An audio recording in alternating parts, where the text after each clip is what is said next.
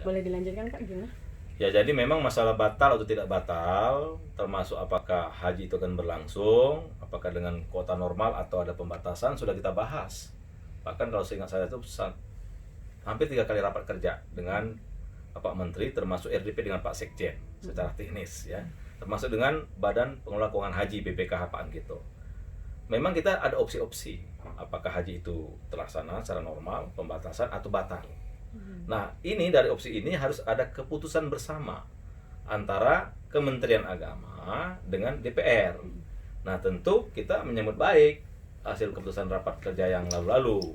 Dan kita menerima surat hari Jumat kemarin, Jumat malam, Menteri Agama minta rapat kerja bersama DPR untuk mengambil keputusan secara bersama. Karena itu perintah undang-undang Haji dan Umroh nomor 8 tahun 2019. Ternyata kan Pak Menteri ngomongnya sendiri nih. Ya silakan, itu mungkin tafsir beliau ada tersendiri. Tapi bagi kami itu menyalahi aturan main, aturan perundang-undangan atau mekanisme baku selama ini tentang bagaimana mengatur A sampai Z tentang haji. Kita kan menentukan ongkos haji bersama-sama, jadwal sama-sama, evaluasi sama-sama. Di gedung DPR tidak pernah masalah haji itu diumumkan di gedung Kementerian Agama, selalu di gedung DPR. Nah, kenapa hal yang sangat penting ini menyangkut hajat umat, terutama calon jamaah haji yang 210.000 ditambah mungkin petugas haji sekitar totalnya 250.000 itu diumumkan dengan secara sepihak. Akibatnya banyak, bukan hanya sekedar diumumkan batal, tapi ya gimana dana dari APBN yang ada 351 miliar untuk biaya penyelenggaraan. Kalau yang biaya dari calon jamaah haji nggak kita ganggu 1 sen pun, nggak boleh. Itu sudah saya buat kesimpulan rapat kerja, nggak boleh dana jamaah haji dipakai untuk apapun, 1 rupiah pun nggak boleh, harus menjadi hak jamaah haji. Nah, tapi kalau yang 351 miliar yang dari APBN mau dikemanakan?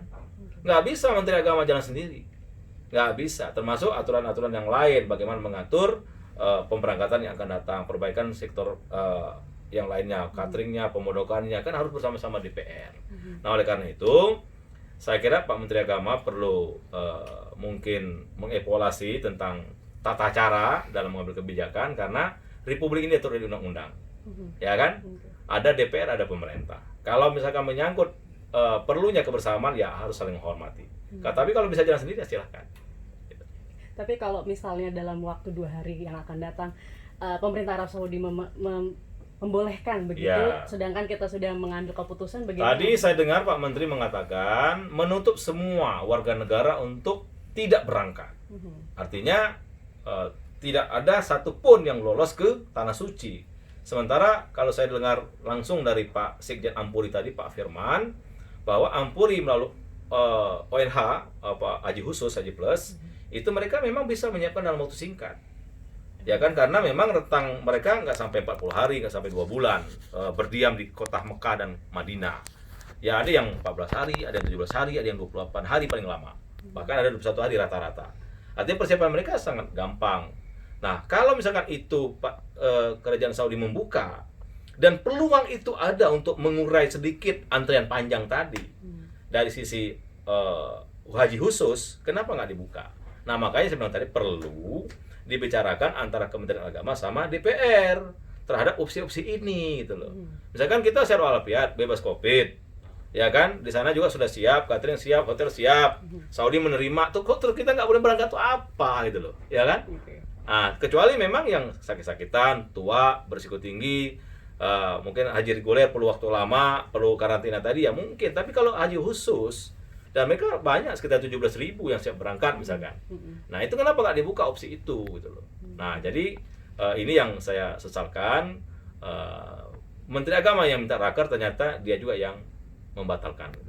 Tapi apakah akan tetap dilaksanakan raker yang hari Kamis yang akan datang, Pak? Tadi saya sudah diskusi dengan para anggota termasuk para pimpinan atas situasi seperti ini, raker hari Kamis, walaupun Pak Menteri Agama minta raker, karena ini tadi raker abal-abalan dong berarti kan, bohong-bohongan kan. Nah, saya sudah minta atas persetujuan para pimpinan tadi, para wakil ketua dari PDIP, dari PKB, dari Golkar, dari Gerindra, termasuk diskusi dengan para anggota, mereka sepakat untuk ditunda. Jadi nggak ada rapat, silakan Pak Menteri rapat sendiri dong kalau gitu. Oke, terakhir Pak, kalau untuk himbauan bagi masyarakat nih, kelihatannya sedikit bingung nih Ya. masyarakat harus mengikut yang mana kira-kira Ya, bagaimana? jadi masyarakat tetap tenang, tetap berserah diri kepada Allah Subhanahu wa taala. Semua rencana sudah kita atur sedemikian rupa, tapi mungkin kehendak Allah Subhanahu wa taala berbeda. Memang ada kendala besar tahun ini haji dihadapkan dengan pandemi COVID-19. Nah, bagi yang sudah berniat tapi batal, ya tetaplah bersabar. Kami dari anggota DPR Komisi 8 akan mengatur ritme ini sedemikian rupa yang terbaik untuk tidak ada kontraksi yang terlalu berlebihan terhadap pembatalan ini untuk tahun yang akan datang. Ya kan? Tadi opsinya ya yang batal tahun ini tentu prioritas utama tahun depan untuk diberangkatkan. Nah, bagaimana yang tahun depan harusnya berhak? Ya tentu harus ada pemahaman-pemahaman. Termasuk salah satunya adalah nilai manfaat yang didapatkan dari pengelolaan uang haji itu harus tetap dirasakan oleh calon jamaah haji yang belum berangkat. Oke. Gitu.